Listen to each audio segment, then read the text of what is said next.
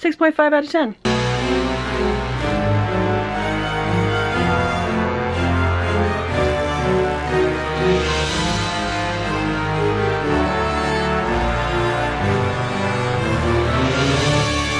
Because Sun and Moon's coming out. Pew, pew, pew, pew, pew. I've been playing a crap ton of Pokemon Go, and I can say that it's been a great thing and not a hindrance to me. And if anything, it has gotten me out of the house more, and I've made a lot of random friends that I would never have talked to, you know, on the streets that I have no idea who they are. So,